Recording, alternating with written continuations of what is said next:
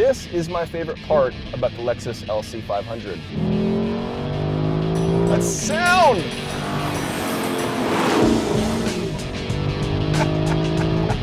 The LC is the new Lexus flagship luxury car. In fact, LC might stand for luxury car.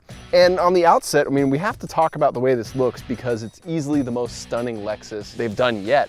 In my eyes, it's the most successful adaptation of their new design language, what with this spindle grille and a lot of the other elements that happen behind it. And there's a lot to take in. I'll say, honestly, this thing looks so much better in person than it does in pictures that when I first saw it back at, I forget which auto show, it was like simply astounding. I sat behind it and just looked at it for probably a good 10 minutes because there's a lot of stuff to take in.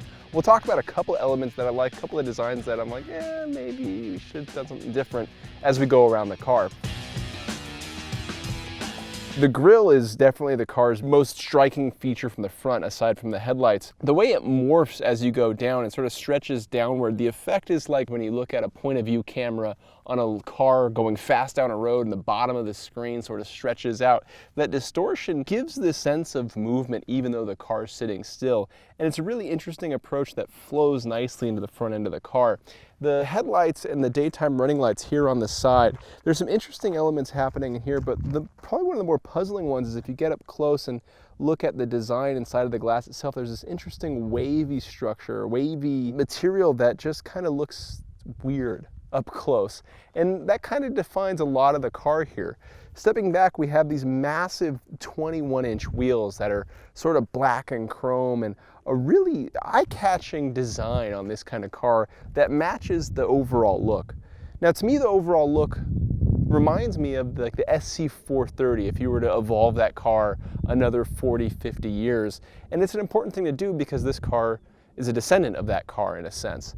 It has the same general proportions and it just looks like the same kind of spaceship vibe that that car would give you when you first saw it. As we get to the profile of the LC, one other thing that happens here that you only notice if you look straight on at the car is that there's sort of a virtual belt line that extends from here to here. That's where it would normally sit, but because Lexus has scalloped it, that's what gives you that extra visibility at the sides, and that's what creates that strange effect from the gesture of the car. Going to the back, we have not a ton of vents. There's some here, some in the front. I'm not sure how many are functional, but my favorite part on the back, my favorite visual aspect of the car are the taillights. When you step on the brake, the way they light up, there's like this row of lights that get dimmer the further away they go.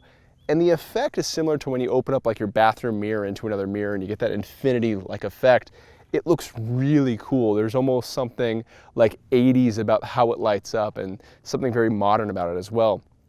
Some of the other questionable parts, like the top of the taillight here has this sort of like textured plastic that you kind of wonder if it would have been better served if it was just the mirror finish like it is right here. And then down at the bottom, the exhaust finishers, these aren't the real exhaust tips, those are somewhere inside, but they've repeated them here, which is kind of curious. But it's these kind of like this mixture of like kind of curious things and really eye-catching things that make this car overall something striking, something that you won't mistake for anything else on the road. The first thing we have to talk about from behind the wheel of the LC is this.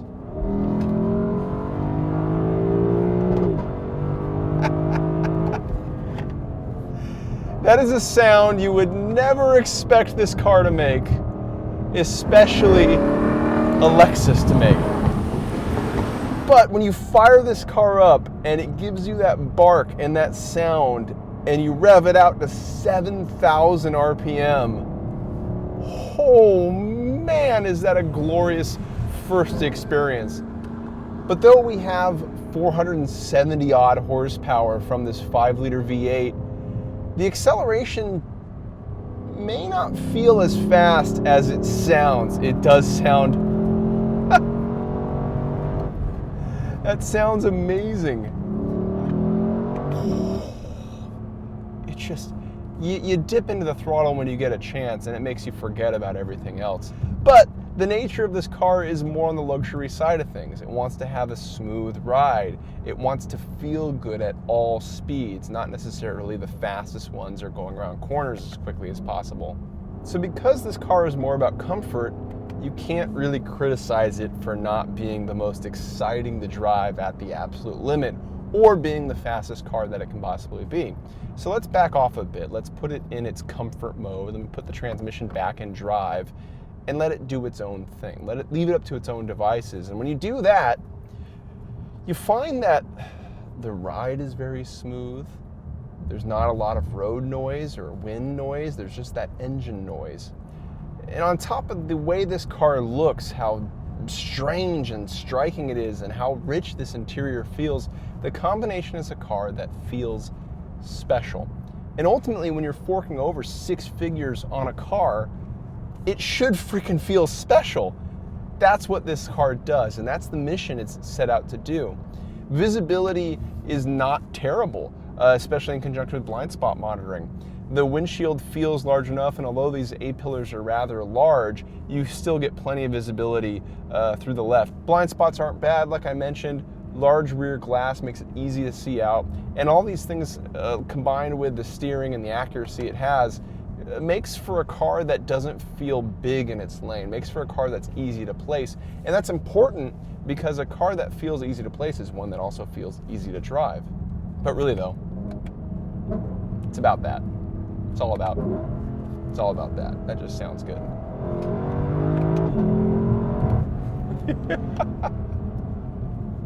Man, glorious.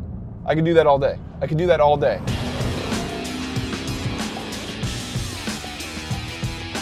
The difficult thing with an exterior design that looks as spaceship-like as this one is having an interior design that matches it or reinforces it. It's somehow when you sit in the Lexus LC, it does it. Lexus is one of the few luxury brands at this level of car that deliver a richness with the interior, both with regard to overall design and layout to materials, that really makes the car feel special when you sit inside. It's a traditional layout, you know, you've got a steering wheel with shift paddles, you've got a shifter right here, you've got an infotainment controller here, but everything else, the way the dash strings away with this horizontal bar, the leather on top of it, the stitching, it looks really good. And even this burgundy suede-like substance, they even managed to pull that off too. Now, that's just the materials, and it's just scratching the surface of the experience of sitting in this car. You're low, the hood comes up almost in line with the steering wheel right here. You feel like you're in a low-slung coupe, and that's the experience you should have in this kind of grand touring car. Now, as we put the accessories on, the electronics come to life. When you fire the car up, there's this like splash of color on the screen that is made to make turning on the car an experience that you also get when you fire up the engine. All right, now we've got the ignition on, we have the full display. First, we'll talk about this entertainment system. Big widescreen display that you actuate by actually using this touchpad controller down here. It responds to pinching and swiping gestures like, you know, a tablet or your phone would. And you have some buttons over here to navigate through the rest of the system. It might be okay with some practice. We haven't had extensive use with it. I tend to prefer a rotary dial or something that has a little bit more haptic feedback when you're trying to drive and navigate this. This is an idea that I've thought would work really well, and hopefully it can. This screen does have a little bit more of a delay though than some competitors within this segment. Overall, it seems like it's a pretty easy system to use. Unfortunately, it doesn't have Android Auto or Apple CarPlay. Now, as we get to the gauge cluster, this is really one of the neat party tricks. As you cycle through different drive modes, the screen changes. When I get to Sport Plus, for example, the tack changes to white, the red line gets more pronounced. All the numbers stay in the same place. I believe in the LFA Supercar, they would actually adjust the numbers to put the red line right in this, at 12 o'clock in the tack, but here it stays in the same place. But everything gets bigger and easier to read and clearer. When I put it back in normal, it gets a little bit more subdued, and if I back it down to comfort or eco, it changes slightly as well. The other trick is if I hit this button here, the tack actually moves over, and you don't see a lot of cars that do something like that, if any. And that gives you an additional display to look at like engine oil temp in a bigger picture, or to cycle through some of your different displays here. It's really neat tech like this that adds to the experience in ways that you really can't put numbers or you really can't describe beyond. It just looks cool and it just feels special. And that's what a car like this is supposed to be. The Lexus LC looks like a concept car that snuck out of an auto show. It attracts attention wherever it goes. More importantly, the driving experience backs up that design. You have this level of comfort, driving refinement, and build quality you'd expect from a Lexus. Overall, this makes the LC500 a very compelling car. If you liked what you see here, hit subscribe or check out more on Edmunds' YouTube channel.